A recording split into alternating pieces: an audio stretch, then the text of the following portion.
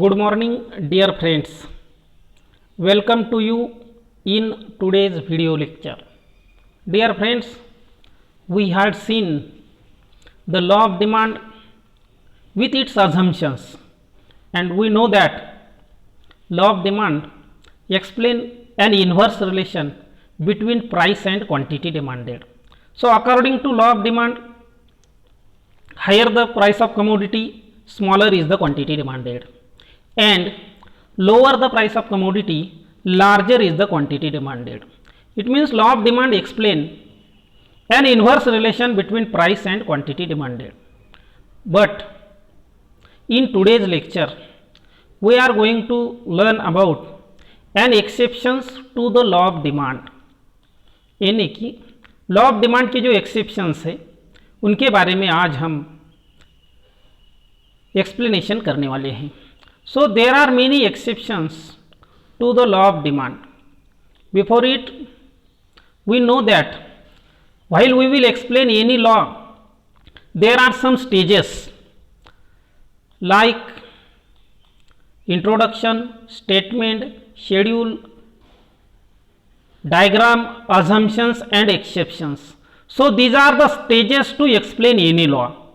So particularly we have seen introduction, statement of the law, schedule of the law, as well as explanation of the law with the help of diagram and assumptions taken for the law.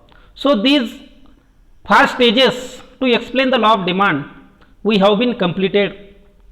Now today we will learn about an exceptions to the law of demand.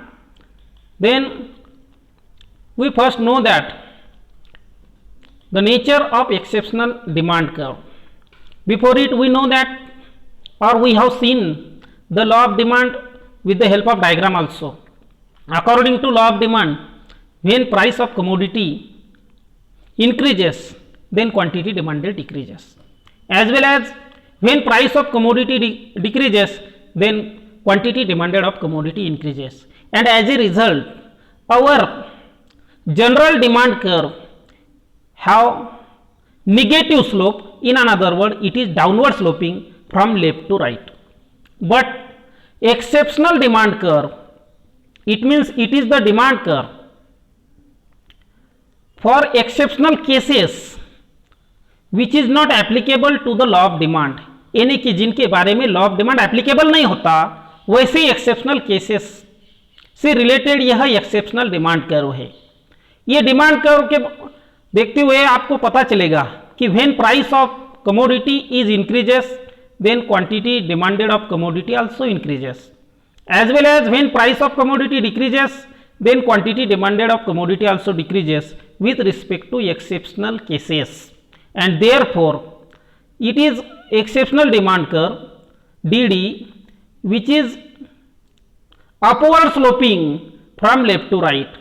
In another word, it has positive slope, and positive slope of exceptional demand curve indicate that when price of commodity increases, then quantity demanded also increases, and when price of commodity decreases, then quantity demanded of commodity also decreases. यानी कि exceptional demand curve के बारे में law of demand applicable नहीं होता, क्योंकि यहाँ पर कीमत बढ़ती है तो डिमांड भी बढ़ती है, और कीमत कम होती है तो डिमांड भी कम होती है, और इसलिए हमारे एक्सेप्शनल डिमांड कर्व DD का स्लोप पॉजिटिव है और यह upward sloping from left to right है. तो जिनके बारे में इस प्रकार का demand curve, upward sloping demand curve या पॉजिटिव स्लोपिंग डिमांड कर्व मिलेगा, वह सब केसेस एक्सेप्शनल केसेस होते हैं, यानी कि जिनके बारे में लॉ ऑफ डिमांड एप्लीकेबल नहीं होता. उस प्रकार की सभी केसेस को हम an exceptional cases to the law of demand कहेंगे, क्योंकि यहाँ पर we may find direct relation between price and quantity demanded, यानी कि यहाँ पर हमें प्राइस और क्वांटिटी डिमांडेड के बारे में डायरेक्ट रिलेशन मिलता है, जो कि लॉ ऑफ डिमांड में हमने देखा है कि जनरली प्राइस और डिमांड में इन्वर्स रिलेशन होता है. बट एक्सेप्शनल केसेस के बारे में इन्वर्स रिलेशन नहीं बल्कि डायरेक्ट रिलेशन हमें देखने को मिलता है, और जिसके कारण exceptional demand curve is upward sloping from left to right. So these are many cases which are considered to be an exceptional case to the law of demand.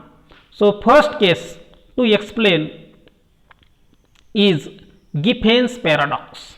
So Giffen paradox is an exceptional case to the law of demand.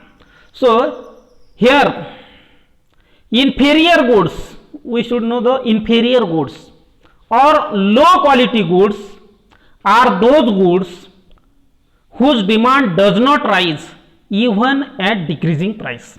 inferior goods यानी कि जिनका दर्जा, जिनकी quality बहुत लो है, वह low quality goods के बारे में हमें ऐसा देखने को मिलता है कि जब उनकी कीमत कम होती है तो भी उनकी डिमांड कम हो जाती है।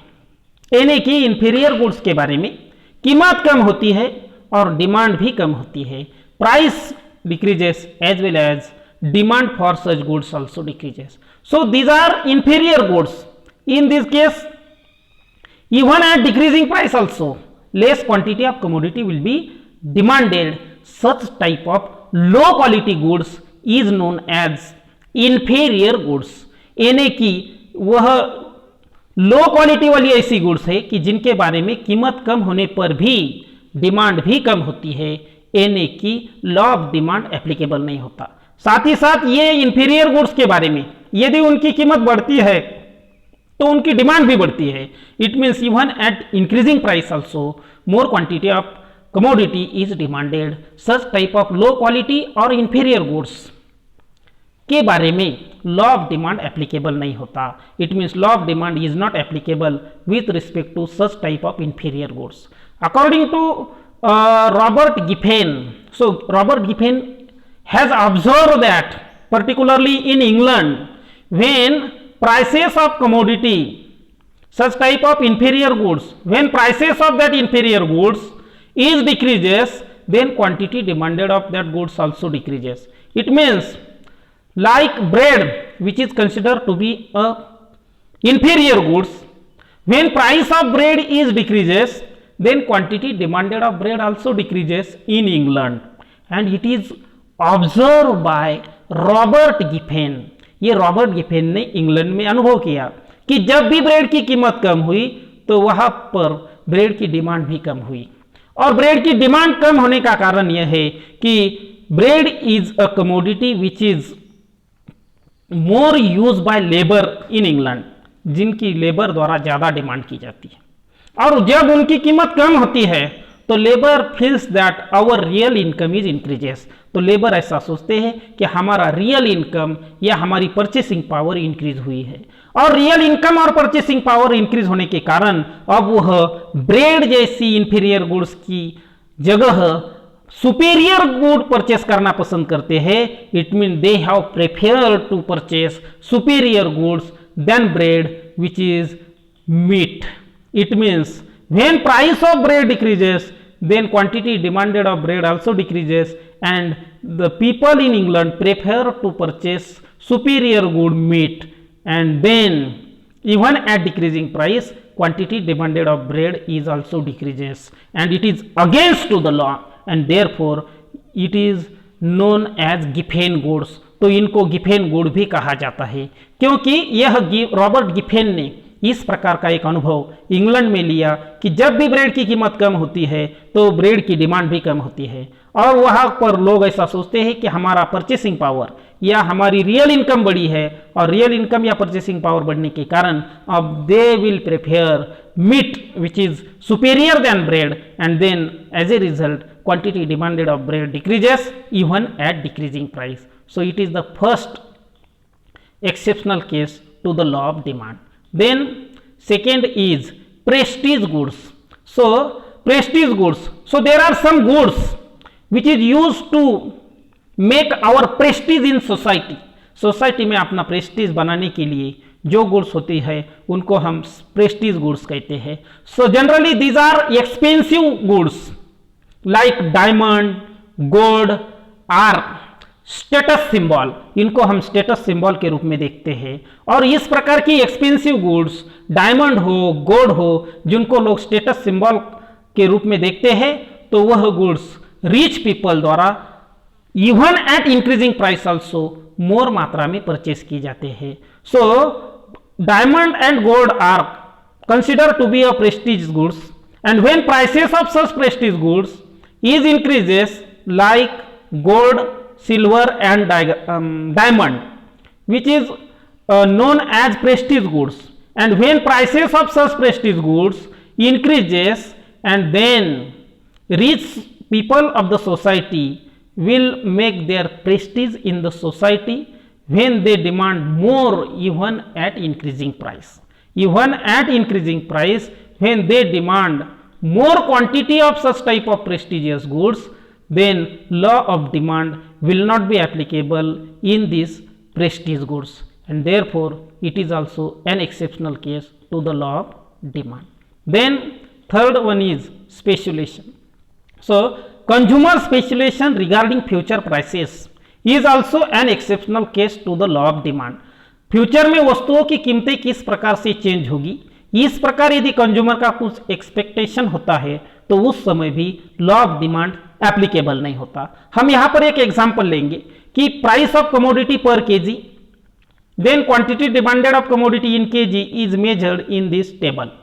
Suppose price of commodity is 80 rupees per kg, then 5 kg is demanded. हम यहां सोचते हैं कि राइस की कीमत 80 रुपीज पर केजी होती है, तो 5 KG of rice will be demanded. अब यहां पर कंज्यूमर यदि इस प्रकार एक्सपेक्ट करता है कि यही राइस की कीमत 8 दिन के बाद 20 रुपीज तक कम होने वाली है, आज जो कि 80 रुपीज है अब वह 20 रुपीज तक कम होने वाली है फ्यूचर में, यानी कि फ्यूचर एक्सपेक्टेशन 20 रुपीज तक कम होने का यदि होता है तो उस समय इन present even at decreasing price, present में 80 रुपीज से 70 रुपीज तक भी यदि कीमत कम होती है तो भी quantity demanded will be decreases. So here law of demand is not applicable. Even at decreasing price in present, less quantity of commodity is demanded due to consumers expectation regarding future prices. इसलिए consumer future में वस्तु की कीमत क्या होगी इससे related यदि हम अपनी एक्सपेक्टेशन व्यक्त करता है तो उस समय लॉ ऑफ डिमांड एप्लीकेबल नहीं होता। वो यदि ऐसा एक्सपेक्ट करता है कि 8 दिन के बाद राइस की कीमत 20 रुपीज तक कम होने वाली है, तो वर्तमान काल में इवन एट 80 to 70, 80 रुपीज से 70 रुपीज तक कीमत कम होते हुए भी वह अपनी डिमांड कम करता है और अपनी डिमांड फ्यूचर में करने का सोचता है, तो प्रेजेंट में लॉ ऑफ डिमांड एप्लीकेबल नहीं होता। इन द सेम वे यदि वह ऐसा सोचता है कि फ्यूचर में कीमत ज़्यादा बढ़ने वाली है तो उस समय भी लॉ ऑफ डिमांड एप्लीकेबल नहीं होता। जैसे कि आज 80 रुपीज पर केजी प्राइस है और 5 KG of rice is demanded, और यदि 80 रुपीज से यदि वो ऐसा सोचता है कि आफ्टर 8 डेज 8 दिन के बाद वही राइस की कीमत 150 रुपीज तक बढ़ने वाली है, वही राइस की कीमत 150 रुपीज तक बढ़ने वाली है, इस प्रकार का यदि कंज्यूमर का एक्सपेक्टेशन होता है रिगार्डिंग फ्यूचर प्राइस, तब वर्तमान काल में इन present even at increasing price 80 rupees से 100 रुपीज तक प्राइस बढ़ती भी है तो भी quantity demanded will be increases. यहाँ पर वर्तमान काल में वस्तु की कीमत 80 से 100 रुपीज बढ़ती हुई भी डिमांड बढ़ती है, और उसका कारण है कंज्यूमर का फ्यूचर प्राइस के बारे में एक्सपेक्टेशन। यदि वो ऐसा सोचता है कि 8 दिन के बाद इन फ्यूचर वही राइस की कीमत 150 रुपीज होने वाली है, तो वह इन प्रेजेंट आज 80 से 100 रुपीज तक कीमत बढ़ते हुए भी अपनी डिमांड बढ़ाता है to avoid his loss in future. Future में अपना लॉस कम करने के लिए वह आज in present he will demand more even at increasing price. So यहाँ पर consumer expectation regarding future price speculation is also the exceptional case to the law of demand, क्योंकि in present even at decreasing price less quantity is demanded like here, and even at increasing price more quantity is demanded in present, therefore it is also an exceptional case to the law of demand। तो यहाँ पर भी law of demand applicable नहीं होता, इसलिए हम यहाँ पर उसका एक्सेप्शनल केस कहते हैं।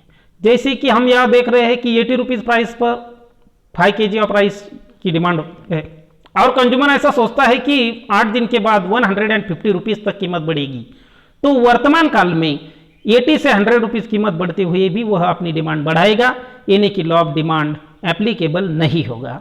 इसलिए हमने यहाँ पर स्पेशलाइजेशन को एक्सेप्शनल केस के रूप में देखा है। Then next exceptional case is known as price illusion. Price illusion के बारे में भी लॉ ऑफ डिमांड एप्लीकेबल नहीं होता। Generally consumer have an illusion that high price, if a commodity has high price then it will have better quality.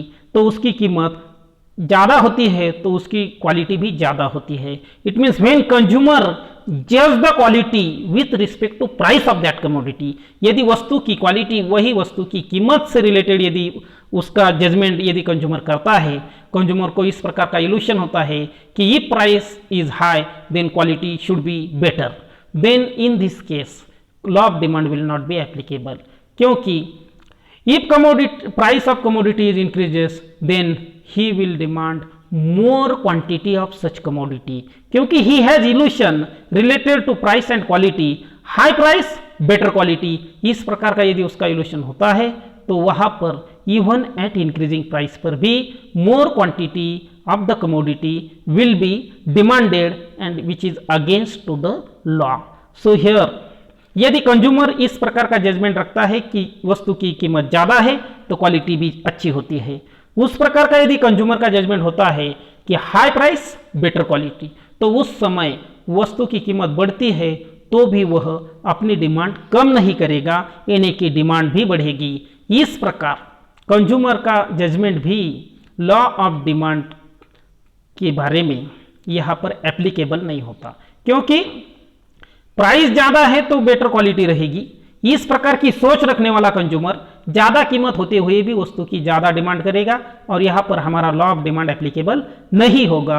So here if consumer have an illusion that high price goods are of a better quality and therefore demand for such good tends to be increase with increase in price of that commodity, particularly with respect to branded commodity, law of demand is not applicable because even at increasing price more quantity of commodity will be demanded by consumer due to his illusion regarding price, and therefore it is also an exceptional case to the law of demand, क्योंकि यहाँ पर law of demand applicable नहीं होता। Then next is ignorance, consumers ignorance, consumer का ignorance भी यह भी law of demand का एक एक्सेप्शनल केस है। If consumer does not have an idea about price of commodity as well as market condition of that commodity, it means market supply and market demand of that commodity, and in this case if he does not have an idea about changes in price, about market condition, then even at increasing price, even at increasing price he may demand more quantity of commodity. Due to his ignorance, even at increasing price more quantity will be demanded, as well as it may be possible that even at decreasing price less quantity will be demanded. It means in this case law of demand will not be applicable. जब यदि consumer को वस्तु की कीमत, वस्तु की market condition, market supply, market demand इसके बारे में किसी भी प्रकार का ज्ञान नहीं है, तो उस समय वस्तु की कीमत बढ़ने पर भी ज़्यादा डिमांड हो सकती है या वस्तु की कीमत कम होने पर भी कम डिमांड हो सकती है, यानी कि लॉ ऑफ डिमांड एप्लीकेबल नहीं होगा due to consumers ignorance related to the market condition as well as related to the price. यदि कंज्यूमर को प्राइस से रिलेटेड, मार्केट कंडीशन से रिलेटेड किसी भी प्रकार का ज्ञान नहीं है तो उस समय, या उसका दुर्लक्ष्य है तो उस समय ज़्यादा कीमत पर भी ज़्यादा डिमांड की जा सकती है या कम कीमत पर भी कम डिमांड की जा सकती है, यानी कि हमारा लॉ ऑफ डिमांड एप्लीकेबल नहीं होगा। इसलिए consumers ignorance is also consider to be an exceptional case to the law of demand. Then last exceptional case to the law of demand is called as habitual goods, यानी कि जिन goods की consumer को habit हुई है वह habitual goods के बारे में भी law of demand is not applicable. So law of demand is not applicable with respect to habitual goods. So habitual goods means that goods which is very required to consumer. In another word, consumer does not feel good without that particular goods is related to be habitual goods. And law of demand is not applicable with respect to habitual goods, क्योंकि habitual goods की price increase भी होती है। ये price of habitual goods is increases even at increasing price. इस प्रकार यह habitual goods है सिगारेट, इस सिगारेट की कीमत बढ़ती भी है तो भी more quantity of commodity will be demanded by consumer because it is habitual goods for consumer, and then even at increasing price also demand of that commodity will be more. As well as we may take example of tea also. Tea is also an habitual goods, and with respect to tea, even at increasing price also more quantity of commodity will be demanded because tea is also habitual goods, and with respect to that habitual goods even at increasing price required quantity will be demanded by consumer. consumer required quality की demand करेगा ही, उसकी कीमत बढ़ती भी है तो भी वह अपनी डिमांड कम नहीं करेगा, यानी कि there will be constant demand for such type of habitual goods even at increasing price also. We may take the example of cigarette, we may take the example of tea as well as wine. such type of habitual goods के बारे में कीमत बढ़ती भी है तो भी demand कम नहीं होगी. It means demand will be same even at increasing price, and therefore habitual goods also consider to be an exceptional case. तो यहाँ पर हमने देखा है कि कौन कौन से गुड्स के बारे में लॉ ऑफ डिमांड एप्लीकेबल नहीं होता, वही सभी गुड्स को हम एक्सेप्शनल केसेस कहते हैं. वही सब एक्सेप्शनल केसेस आज के लेक्चर में हमने देखे हैं. मुझे पूरा विश्वास है कि आप सभी को exceptional cases to the law of demand के बारे में अच्छी तरह से जानकारी उसकी हुई है. आप सबको ये पूरा समझा है, इस प्रकार का एक विश्वास यहाँ पर मुझे है. तो आज हम यहाँ पर रुकते हैं. Thank you so much.